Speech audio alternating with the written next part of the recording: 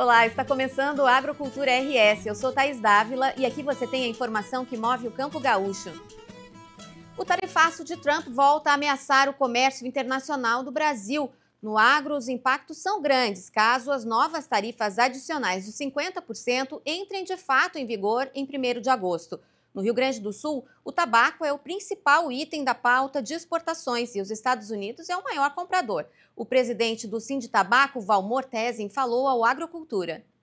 Estamos diante novamente da polêmica com relação às tarifas que os Estados Unidos estão impondo para as outras nações.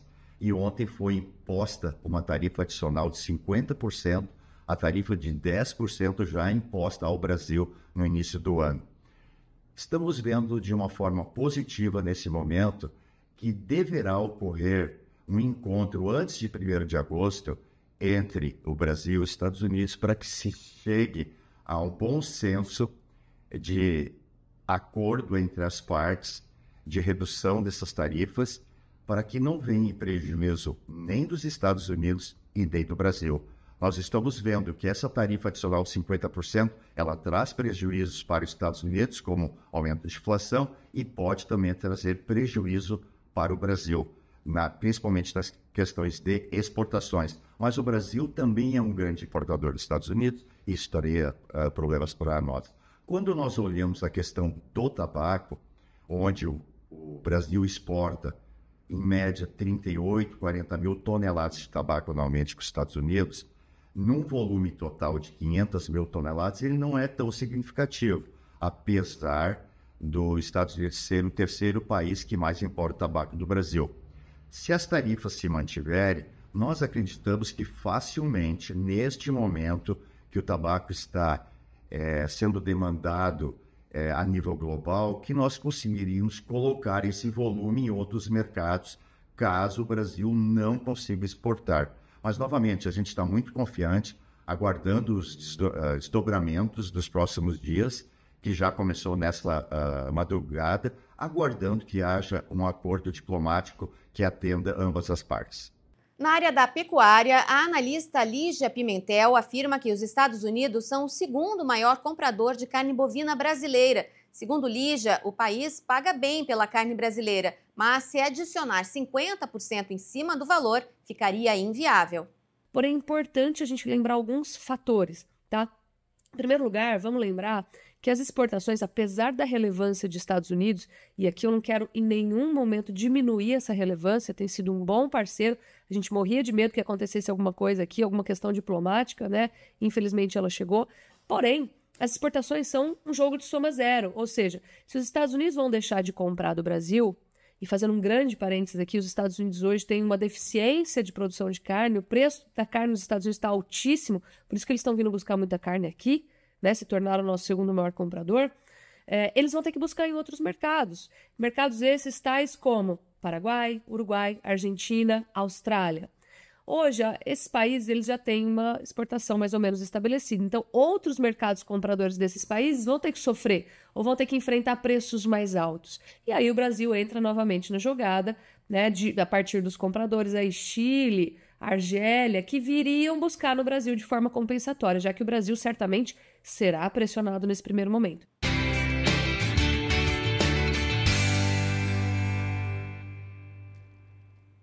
A Expo Inter, você já sabe, começa no último fim de semana de agosto, e agosto já é mês que vem. Por isso, a Secretaria da Agricultura e os demais promotores de uma das maiores feiras agropecuárias do Brasil já estão a plenos motores com a organização.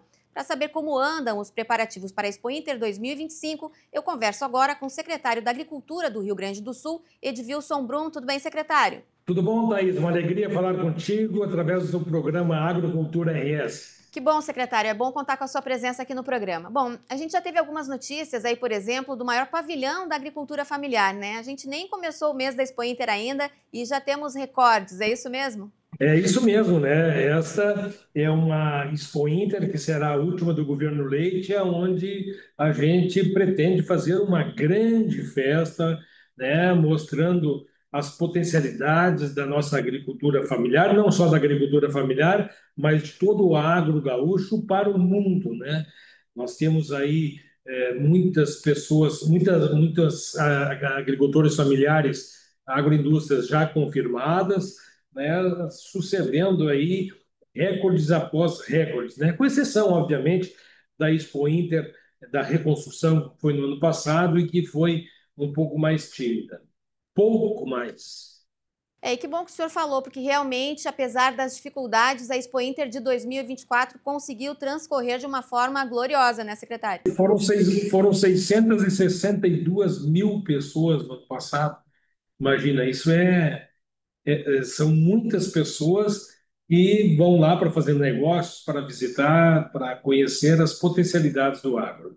E mostrou que os gaúchos, especialmente, que são o grande público da Expo Inter, estiveram dispostos a apoiar os negócios aqui no estado. Sem dúvida. Nós temos aí um mix de negócios realizados durante a feira e elas se somam aí a alguns bilhões de reais, né? Sempre em torno de 7, 8 bilhões de reais é o total de tudo que é negociado durante a Expo Inter. Nós temos este ano um grande desafio, que é em relação à securitização ou alongamento das dívidas, que ele se torna um grande desafio, especialmente para os produtores gaúchos. Vale lembrar, obviamente, que a Expo Inter é uma exposição internacional, então vários países, especialmente aqui da América do Sul, também fazem negócios na Expo Inter e também os outros estados brasileiros que vêm para o Rio Grande do Sul do dia 30 de agosto até dia 7 de setembro, né? Fazendo negócios, fazendo transações, conhecendo aqui a nossa Expo Inter. Bom, secretário, o senhor falou aí sobre os números de faturamento, mas como é que está na sua visão, secretário e comandante dessa grande feira? Como é que está a organização dos expositores, das grandes empresas? Vão estar novamente na Expo Inter? O que o senhor tem visto por aí? Olha, primeiramente, cumpre salientar que nós concluímos um trabalho iniciado já na gestão do Clair Kuhn, que é um planejamento um pouco diferente. Agora nós temos uma comissão executiva, né, da Expo Inter, da feira, e temos, obviamente, lá sob os auspícios competentes da Beth Cirne Lima, o parque, né? Então, o evento, né, em si, o secretário executivo é o Joel, mas também com uma dezena de lideranças de vários setores econômicos da agricultura do Rio Grande do Sul, bem como órgãos governamentais, organizando, confirmando já a presença de vários expositores que veem na Expo Inter uma potencialidade de negócios. Ela também, este ano, servirá como um palco, né, de atenção para a política econômica, especialmente do governo federal. A gente sabe que a política pública do agro, ela não é ditada pelo Estado, e sim pelo governo federal. Então, nós temos aí esse desafio da renegociação das dívidas, que nós tivemos aí praticamente 5 safras frustradas por causa das questões das mudanças climáticas, que os produtores não deram causa a esta dívida. Então, este debate ele vai se dar muito durante a Expo Inter, porque este é um grande desafio. Aliás, na Secretaria da Agricultura, este ano a gente teve muitos desafios. Logo que eu assumi aqui, e faz apenas 3 meses, nós tivemos a gripe aviária, que em 36 dias foi controlada. Temos aí as grandes enchentes. Quando eu cheguei aqui, nenhum município havia recebido ainda recurso para recuperar as suas estradas vicinais. Nós temos aí mais de 200 municípios que já receberam 300 mil reais para recuperar as suas estradas vicinais, em programas de hora máquina. E também temos aí um grande desafio, que é essa renegociação, aonde o governador Eduardo Leite, o vice Gabriel Souza, sempre estiveram ao lado dos produtores, forçando o governo federal, dando apoio e muito mais do que apoio, participando de várias agendas tanto no Congresso Nacional, Ministério da Agricultura, Ministério do Planejamento, Ministério da Fazenda, para que a União se sensibilize conosco. A União, uma grande mãe, tem que se comportar como mãe e atender o filho que mais necessita. Nesta oportunidade, quem mais necessita por causa das questões climáticas é o Rio Grande do Sul. Então, nós pedimos socorro para que esses produtores sejam requalificados a pagarem suas dívidas e voltarem a plantar especialmente as lavouras de inverno.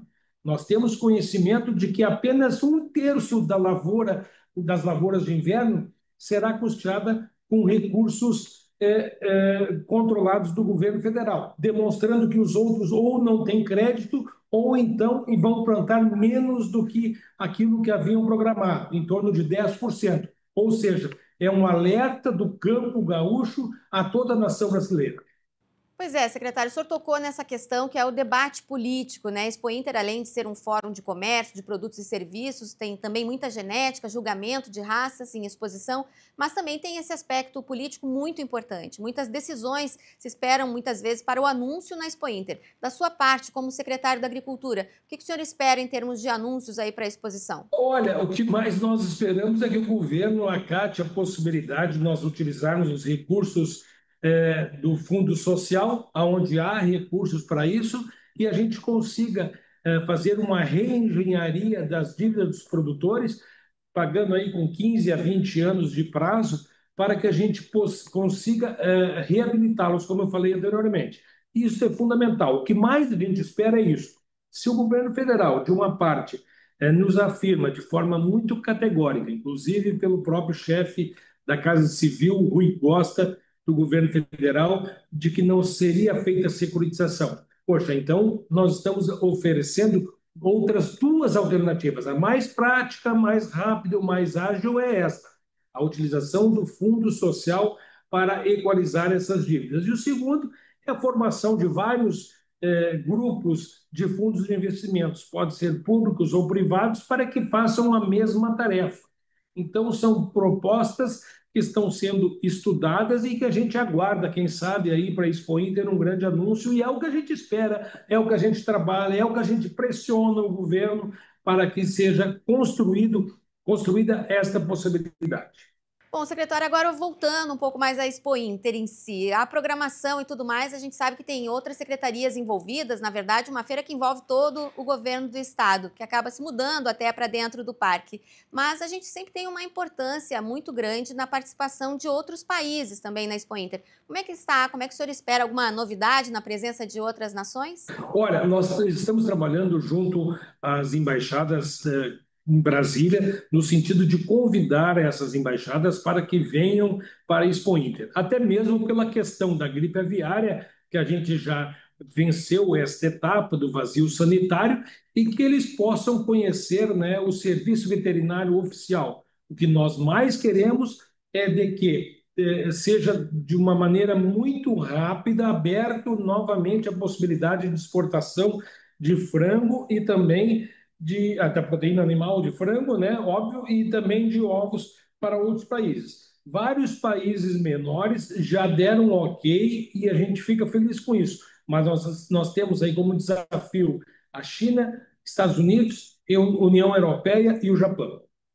Pois é, o senhor tocou agora nessa questão da influenza aviária. Novamente, essas questões de mercado. O Serviço Veterinário do Rio Grande do Sul foi muito festejado por todas as autoridades nacionais e até mesmo internacionais pela sua competência, né, secretário? É um ânimo aí para começar a Expo Inter? Sem dúvida alguma. Você imagina o seguinte, que nós tivemos, na realidade, 36 dias desde o início do foco até o término. Ou seja, se você tirar os 2 ciclos de 14 dias, que são 28, nós tivemos em 8 dias a gente conseguiu controlar, mantendo apenas aquela granja comercial do município de Montenegro com o vírus, né? Ou seja, o que acontece? Nós fizemos várias atividades, várias visitas nas quase 600 propriedades num raio de 10 quilômetros, fizemos barreiras sanitárias de higienização de carros, caminhonetes e caminhões, enfim, foi um trabalho muito importante do Serviço Veterinário Oficial aqui do estado do Rio Grande do Sul, sob a tutela da nossa Secretaria da Agricultura, mas também tivemos aí o apoio da Brigada Militar, através da Polícia Rodoviária Estadual e da Patran, tivemos também da Secretaria do Meio Ambiente, da Secretaria da Saúde e, obviamente, né, quem faz a política, quem executa é o Estado, mas quem faz a política é o Ministério da Agricultura, do MAPA, que também não mediu esforços. Ou seja, esse conjunto de forças, de maneira muito rápida, conseguiu demonstrar a rapidez, a eficiência e a qualidade do nosso trabalho. Eu cheguei a ouvir numa reunião lá no Ministério da Agricultura, juntamente com o governador Eduardo Leite e o chefe da Casa Civil, Arthur Lemos, que menos mal que isso aconteceu no Rio Grande do Sul, demonstrando toda a eficiência da nossa equipe aqui da Secretaria da Agricultura. Secretário, a gente teve um novo episódio de enchentes esse ano, no mês de junho, que afetou algumas cidades com grandes perdas. Eu conversei no meio daqueles dias de enchente com o pessoal da FAMURS e eles diziam que o primeiro ponto que fica prejudicado é a questão dos acessos das pontes e estradas que acabam ficando com problemas. O senhor acompanha do ponto de vista da sua pasta, o que se pode fazer a esse respeito? Olha, nós tivemos da enchente lá de maio de 24, nós tivemos praticamente todos os municípios, uns estavam em calamidade, outros em emergência. Os que estavam em calamidade receberam R$ 500 mil de maneira muito rápida. Os outros começaram a receber R$ 300 mil em programas de hora-máquina. Cada município envia aqui para a nossa secretaria um programa, um plano de trabalho dizendo o que precisa. Se é reto escavadeira, escavadeira hidráulica, se é patrola, se é caminhão, se é brita, se é saibro, se é cano, enfim, isso é analisado aqui pelos nossos técnicos, em seguida a gente firma o convênio e em poucos dias é pago esse recurso. Ou seja, nós temos aí mais de um quarto dos municípios do Rio Grande do Sul que já receberam esse recurso e já estão aplicando. Mas também temos outro desafio, e muitos municípios que tiveram em emergência lá em maio de 24 voltaram a configurar novamente em emergência por causa das suas estradas, diante da chuva torrencial que ocorreu agora no mês de julho. Ou seja, a gente está entabulando, vendo da possibilidade de criar um novo programa, e isso é um trabalho que nós vamos fazer em parcerados com a Secretaria de Planejamento e Governança, também com a Secretaria da Fazenda, sob a liderança do nosso governador Eduardo Leite e do vice Gabriel Souza, para mais uma vez a gente atender a toda a municipalidade do Rio Grande do Sul, porque a gente sabe que arrumar a estrada é fundamental, mas muito mais do que isso, são as nossas riquezas, são as pessoas que precisam ir para a escola, são as pessoas que são beneficiadas quando vão tirar a produção das suas propriedades para levar para os grandes centros para serem comercializados nas cerealistas, nas cooperativas e fomentar a geração de emprego, de renda e de oportunidade para as pessoas, que é o grande significado de nós existirmos.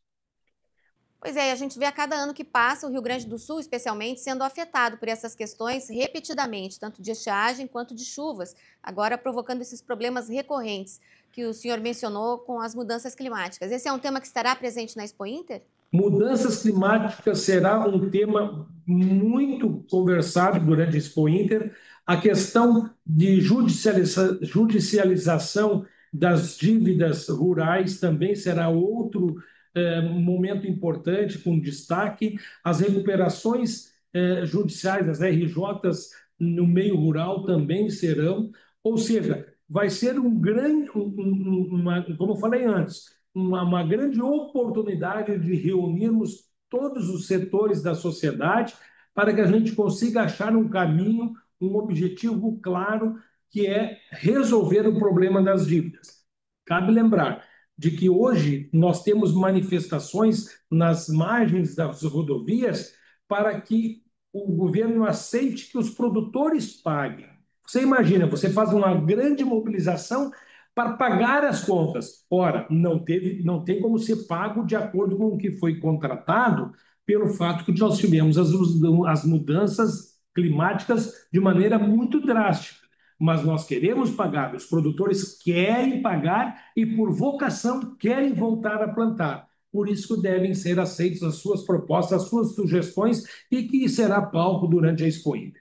Muito bem, a gente recebe o secretário da Agricultura e acaba fazendo um 360 aí sobre as ações da pasta, né, secretário? Aproveitando, vocês têm trabalhado também bastante a questão da irrigação. Seguem os seminários? Sem dúvida, nós fizemos vários seminários nesse primeiro semestre de irrigação. Nós temos mais de 1.000 projetos, são mais de 15 mil hectares que serão irrigados, sendo que o Estado paga, ele subvenciona, ele faz uma espécie de PIX de até R$ 100 mil ou 20% do total de um projeto de irrigação que os produtores tiveram a oportunidade de até dia 30 de junho realizar os seus projetos e os seus programas. Ou seja, um próprio técnico da Emater, ou a própria prefeitura, ou o próprio produtor tinha a oportunidade de fazer o projeto e enviar para a secretaria. Então, a gente fica feliz que a gente obteve êxito neste programa.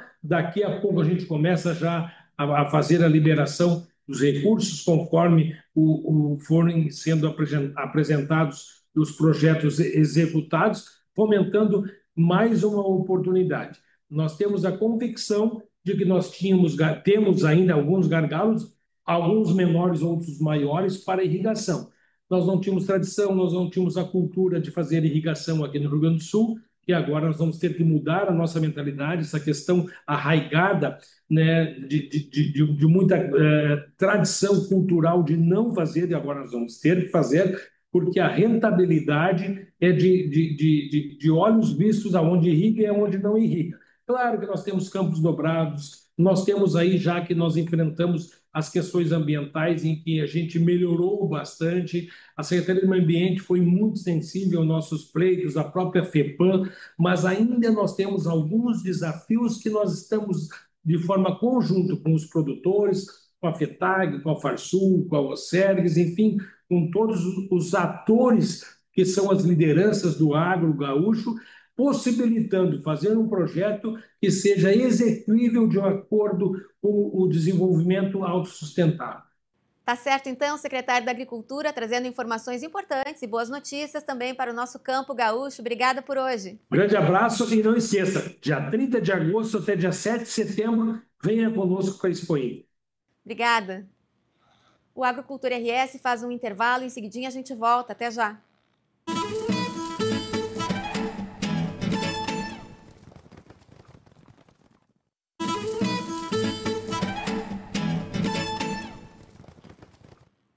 Estamos de volta com Agrocultura RS. De que adianta uma faculdade se ela não te prepara para o mercado de trabalho? Enquanto as outras instituições te ensinam apenas conteúdo teórico desatualizado, a UBRA te entrega uma experiência completa de formação profissional. Aqui você tem conteúdo de qualidade e aulas práticas desde o primeiro semestre, com os melhores professores, que são profissionais atuantes no mercado. Gente que vive na prática o que ensina na sala de aula. Na UBRA, você não apenas estuda, você experimenta, pratica e se prepara de verdade. São laboratórios modernos, projetos reais, estágios de qualidade e uma rede de contatos que vai fazer toda a diferença na sua carreira. Quase 60 anos formando profissionais de sucesso, a experiência que o mercado reconhece e valoriza. Venha para a UBRA e tenha as portas abertas para o caminho que você escolher. É ultra, é única, é UBRA. A Conab divulgou hoje o 10º levantamento da safra de grãos 2024-2025. Foram anunciadas 339,6 milhões de toneladas no país. Isso representa um acréscimo de 14,2% sobre a safra do ano passado. O Rio Grande do Sul continua figurando no levantamento com reduções em função de questões climáticas, como é o caso das projeções para o trigo. No trigo, a produção estimada a 7,81 milhões de toneladas, uma leve redução de 0,9%. A área estimada 2,55 milhões de hectares, uma redução importante de 16,5%. Já estamos com 69% da área plantada no Rio Grande do Sul, que é o estado que mais produz, e no Brasil já temos 79,5% da área plantada. As chuvas no Rio Grande do Sul poderá ter necessidade de um replantio, o que pode desestimular ainda mais os nossos produtores gaúchos, também tendo no Rio Grande do Sul o estado que mais produz.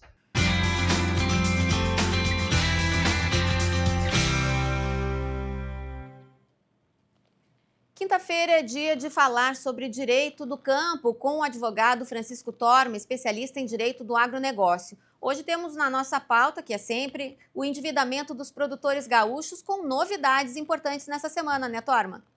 Oi, Thaís, é verdade, teve uma novidade muito importante, que é esse avanço na Câmara dos Deputados de um novo projeto de lei, que o pessoal ainda está achando que é securitização, mas olha, a gente veio aqui esclarecer, afinal de contas, nosso serviço é esse, é trazer informação. E olha, a informação é esta, não é securitização, mas é algo tão bom quanto, ou quiçá melhor, o que está sendo discutido hoje lá na Câmara dos Deputados.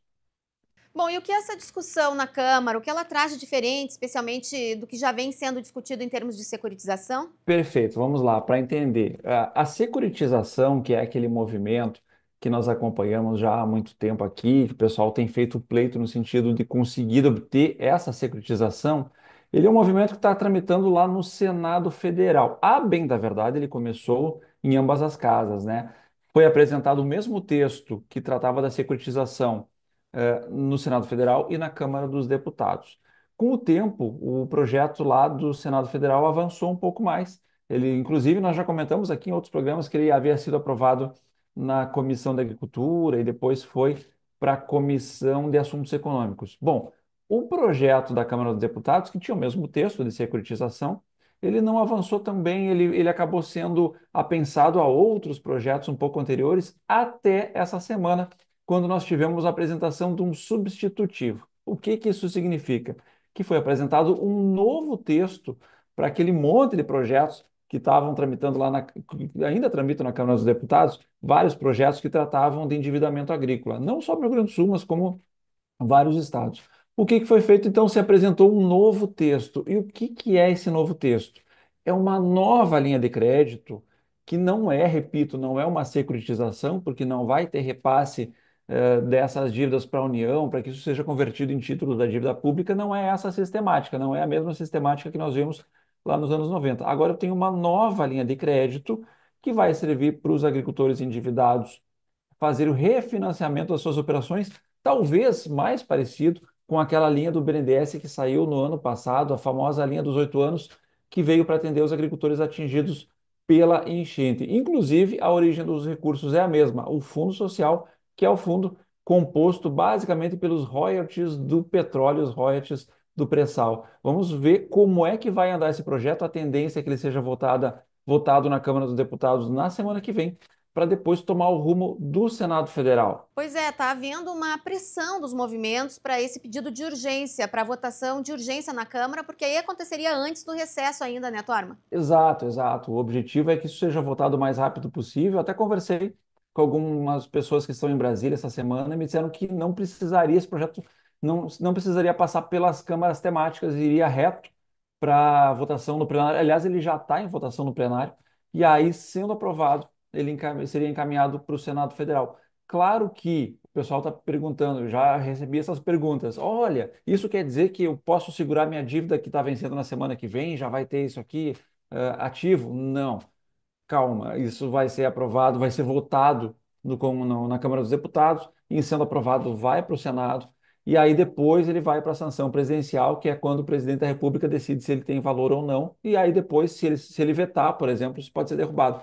Mas isso ainda precisa de uma regulamentação administrativa, na própria lei está dizendo que essa regulamentação precisa ser feita e depois as operações têm até 6 meses para ser contratadas. Ou seja, por mais que isso tenha sido uma luz que brilhou no fim do túnel, ela não vai ser tão rápida quanto as pessoas imaginam e quanto as pessoas precisam que seja.